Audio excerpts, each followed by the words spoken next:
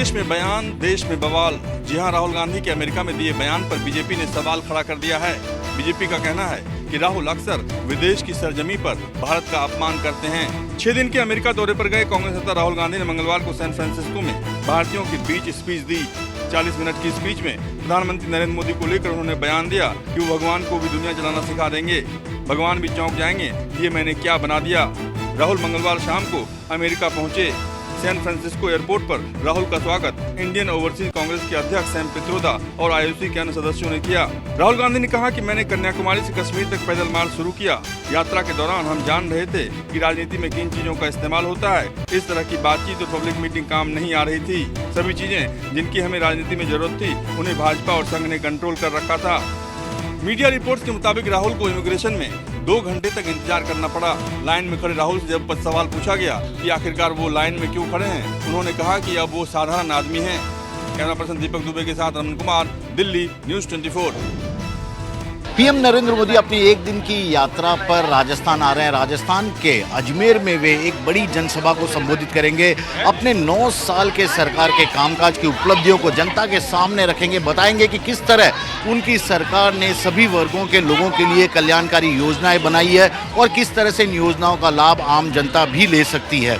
इसके साथ साथ पीएम मोदी पुष्कर भी आएंगे। तीर्थराज पुष्कर के ब्रह्मा मंदिर में वे आकर दर्शन करेंगे। यहाँ पर करीब 20 मिनट तक रुकने का उनका पूरा कार्यक्रम है। उस दौरान मंदिर में खास पूजा अर्चना यहाँ के पंडित करवाएंगे। इसके साथ ही इलायची की माला भी पीएम नरेंद्र मोदी को परंपरा के अनुसार यहाँ पर पहनाई जाएगी। हालांकि प्रधानमंत्री बनने के बाद पीएम नरेंद्र मोदी की यह पहली तीर्थराज पुष्कर की यात्रा है। इससे पहले जब वे बीजेपी संगठन में थे पदाधिकारी, तो उस वक्त पुष्कर आ चुके हैं। तो ऐसे में यहाँ पर उनके स्वागत सत्कार को लेकर लोग भी काफ़ी उत्साहित हैं। प्रशासन भी पूरी तरह अलर्ट मोड पर यहाँ पर नज़र आ रहा है। कैमरामैन विजय सिंह के साथ श्रीवत्सन, पुष्कर, न्यूज़ 24। प्रधानमंत्री नरेंद्र मोदी आज चुनावी राज्य राजस्थान से बीजेपी के महासंपर्क अभियान की शुरुआत कर रहे हैं। अजमेर से वो महासंपर्क अभियान की शुरुआत कर रहे हैं। लेकिन आपको बता दें कि इसे राज्य का चुनावी आगाज भी कहा जा सकता है। प्रधानमंत्री नरेंद्र मोदी एक तरह से चुनावी राज्य में जाकर ये मैसेज देना चाहते हैं रैली करके कि अब चुनावी रैलियों का दौर शुरू हो गया है। लेकिन इसके पीछे की जो कहानी है वो कर्नाटक चुनाव के ठीक बाद ही लिख दी गई थी। बीजेपी को कर्नाटक में 2 नुकसान हुआ। पहला चुनावी नुकसान तो हुआ ही, दूसरा ब्रांड मोदी का की वैल्यू में नुकसान हुआ है। कर्नाटक अलग राज्य था, कन्नड़ भाषी राज्य था, लेकिन हिंदी पट्टी से बीजेपी को उम्मीद है और उसे लगता है कि मोदी का जलवा यहाँ बरकरार रहेगा। लिहाजा जो भद्द पिटी थी कर्नाटक में, जो ब्रांड वैल्यू को नुकसान हुआ था, वो हिंदी पट्टी के चुनावों से वापस मिल सकता है, जिसका लाभ फिर आगे बीजेपी को 2024 के चुनावों में मिलेगा। कैमरामैन उमेश के साथ कुमार गौरव, न्यूज़ 24, दिल्ली। पंजाब के मुख्यमंत्री भगवंत मान ने आज अपने कैबिनेट का विस्तार किया। इस विस्तार में 2 नए शहरों को मौका दिया गया है। गुरमीत सिंह खुडिया और बलकार सिंह को कैबिनेट में शामिल किया गया है। पंजाब के राज्यपाल बनवारी लाल पुरोहित ने इन्हें पद और गोपनीयता की शपथ दिलाई। गुरमीत सिंह ने मालवा क्षेत्र की लंबी सीट से पूर्व मुख्यमंत्री और अकाली दल के नेता प्रकाश सिंह बादल को हराया था। वहीं बलकार सिंह जो द्वाबा क्षेत्र के करतारपुर सीट से विधायक हैं। भगवंत मान सरकार ने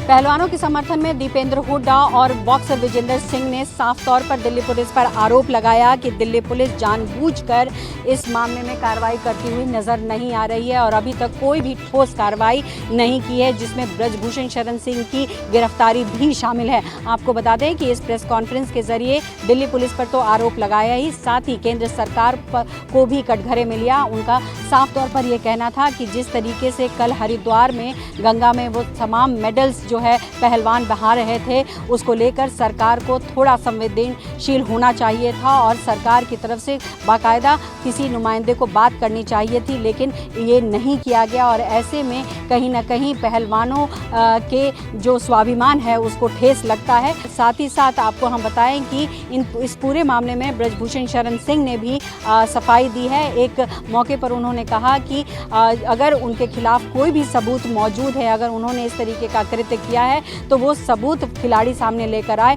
वो तत्काल प्रभाव से जो है अपने पद से इस्तीफा दे देंगे। कैमरा पर्सन अविनाश के साथ पल्लवी झा, दिल्ली, न्यूज़ 24।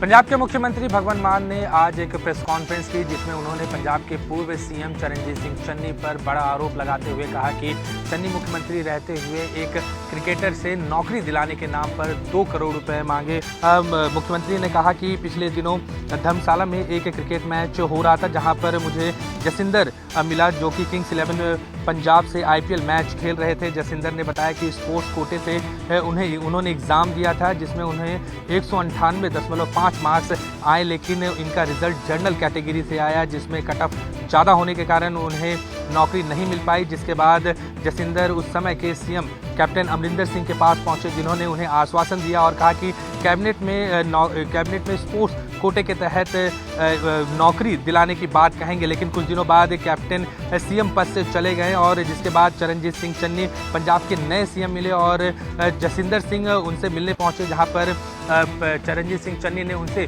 2 करोड़ रुपए नौकरी दिलाने के तौर पर मांग किया। अब इस पर कानूनी कार्रवाई होगी और चरणजीत सिंह चन्नी या उनके साथ जो भी लोग इस मामले में शामिल थे उनके खिलाफ कार्रवाई की जाएगी। चंडीगढ़ से कैमरा पर्सन इंद्रजीत के साथ अमित पांडे, न्यूज़ 24। हरियाणा के सरपंचों ने जींद में एक महारैली कर मनोहर लाल खट्टर सरकार के खिलाफ आर पार की लड़ाई का ऐलान कर दिया और 10 दिन का अल्टीमेटम दिया गया है कि 10 दिनों में राज्य सरकार उनकी मांगों को मान ले, अन्यथा 20 जून से जो मेंबर पार्लियामेंट है उनका घेराव किया जाएगा और वहीं पर हरियाणा के हरेक गांव के बाहर जेजेपी और भारतीय जनता पार्टी के खिलाफ बोर्ड लगा दिए जाएंगे कि किसी को भी गांव में एंटर होने की इजाज़त ना दी जाए। और वहीं पर 2024 के चुनावों के मद्देनज़र एक बूथ पर 30 जो यूथ हैं उनकी नियुक्ति की जा रही है और वहीं पर यदि ये नियुक्ति हो जाती है तो आने वाले समय में ये जो यूथ होगा हर एक स्थान पर जाकर सरकार के खिलाफ प्रचार करेगा और कहा जा रहा है कि आने वाले समय में 2024 में इसके गंभीर नतीजे राज्य सरकार को भुगतने पड़ सकते हैं। विशाल इंग्लिश न्यूज़ 24 चंडीगढ़। लोकसभा चुनाव 2024 की तैयारियों को लेकर के समाजवादी पार्टी के मुखिया अखिलेश यादव खुद मैदान में उतरने जा रहे हैं। अखिलेश यादव सभी 75 जिलों का दौरा कर उत्तर प्रदेश में पार्टी कार्यकर्ताओं को ट्रेनिंग देंगे और उसके लिए अलग से प्रशिक्षण कैंप का आयोजन किया जा रहा है। दरअसल 2014 के बाद से लगातार हर चुनाव हार रहे अखिलेश यादव अब 2024 के लोकसभा चुनाव के लिए खुद मैदान में उतरकर सामने आ रहे हैं। लोकसभा चुनाव 2024 की रणनीति और समाजवादी पार्टी की नीतियों को समझाने के लिए समाजवादी पार्टी उत्तर प्रदेश के सभी 75 जिलों में प्रशिक्षण शिविर का आयोजन करने जा रही है। इस शिविर के जरिए पार्टी के नेताओं और कार्यकर्ताओं को समझाया जाएगा कि कैसे उन्हें 2024 का चुनाव जीतने के लिए अपने अपने लोकसभा क्षेत्रों में काम करना है। ये सभी ट्रेनिंग कैंप 2 दिन के होंगे। 5 और 6 जून को लखीमपुर के बाद दूसरा ट्रेनिंग कैंप 9 और 10 जून को नैमिषारण में होगा। माना जा रहा है कि अखिलेश यादव नैमिषारण की धरती से सॉफ्ट हिंदुत्व का संदेश भी देंगे। कैमरा पर्सन सचिन कुमार सैनी के साथ मानस श्रीवास्तव, लखनऊ, न्यूज़ 24। केंद्रीय गृह मंत्री अमित शाह का मणिपुर में आज तीसरा दिन है। लगातार कोशिशें जारी हैं।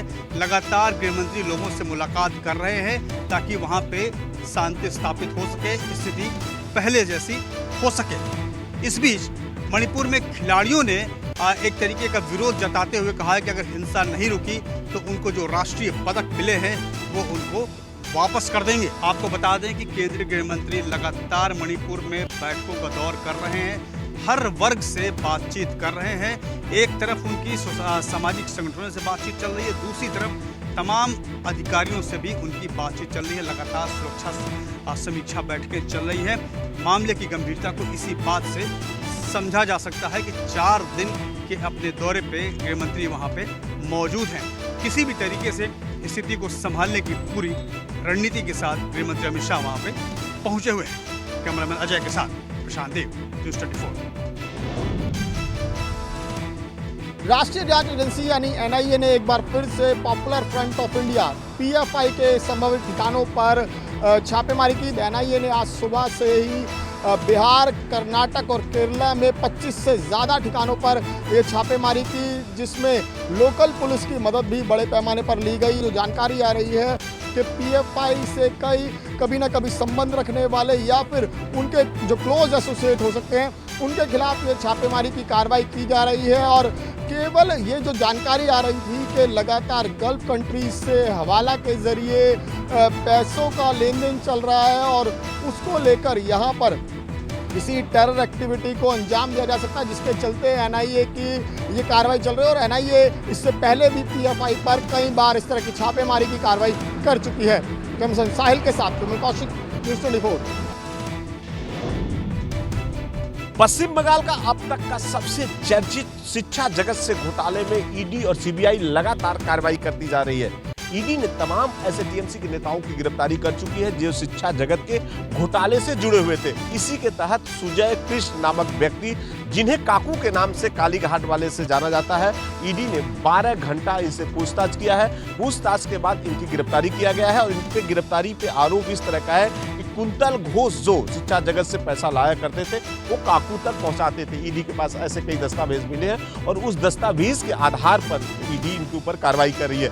ईडी का कहना है कि जिस तरह से इनसे सवाल पूछा जा रहा था वो सही जवाब नहीं देने की वजह से इनकी गिरफ्तारी हुई है और इन्हें आज कोर्ट में पेश किया जा रहा है। लगातार यहाँ पे ईडी और सीबीआई के आला अधिकारी शिक्षा जगत के घोटाले पे गिरफ्तारी कर रहे हैं। अब ईडी का अगला कार्रवाई क्या होता है ये देखने वाली है, क्योंकि ऐसे दस्तावेज के ईडी तलाश कर रही है जो काकू के पास है और आने वाले समय में ऐसे टीएमसी के बड़े नेताओं की भी गिरफ्तारी हो सकती है। कैमरामैन विनोद के साथ मनोज पांडे, न्यूज़ 24, कोलकाता। भारत पाकिस्तान नियंत्रण रेखा पुंछ में भारतीय सेना के हाथ बेहद ही बड़ी कामयाबी लगी है। भारतीय सेना ने 3 आतंकियों को जिंदा पकड़ा है। पकड़े गए तीनों आतंकियों से भारी तादाद में हथियार, गोला बारूद और नशे की भारी भरकम खेप बरामद हुई है। इन आतंकियों से 10 किलो आईडी भी बरामद हुई है। सेना की ओर से बरामद की गई आईडी को निष्क्रिय किया गया है। बीती रात भारतीय सेना के अलर्ट जवानों ने एलओसी के नजदीक संदिग्ध हरकत देखी। उसके बाद बड़े पैमाने पे कॉर्डन सर्च ऑपरेशन शुरू किया गया।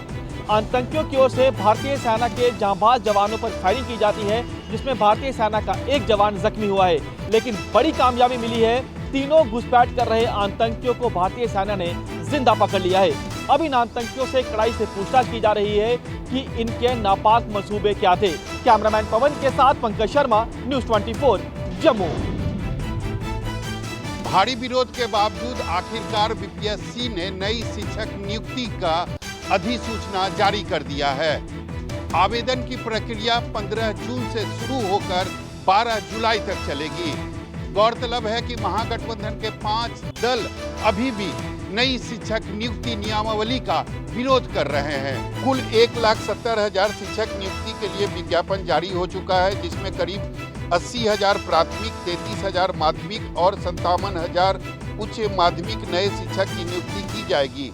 इन सभी पदों के लिए परीक्षा 19, 20, 26 और 27 अगस्त को ली जाएगी।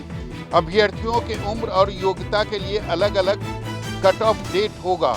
काफी सालों के बाद बीपीएससी के माध्यम से बिहार में 1,70,000 नए शिक्षकों की नियुक्ति की जाएगी। इसका लोगों को लंबे समय से इंतजार भी था, क्योंकि यह समस्या हर जगह से आती थी कि बिहार के विद्यालय में शिक्षकों की कमी है। कैमरामैन सनी के साथ सौरभ कुमार, पटना, न्यूज़ 24।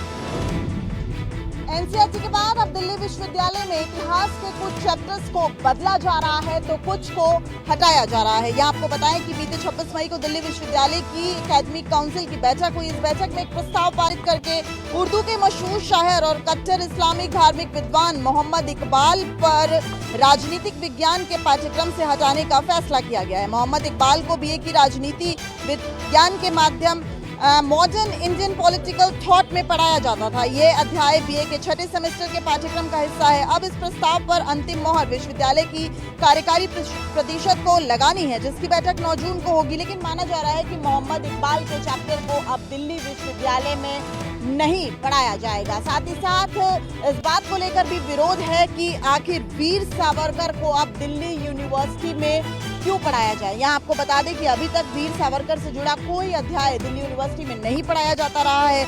लेकिन अब ये फैसला दिल्ली यूनिवर्सिटी के एकेडमिक काउंसिल ने लिया है कि वीर सावरकर जो है वो एक ऑप्शनल सब्जेक्ट रहेगा। कैमरामैन नितिन के साथ दिव्या अग्रवाल, दिल्ली, न्यूज़ 24।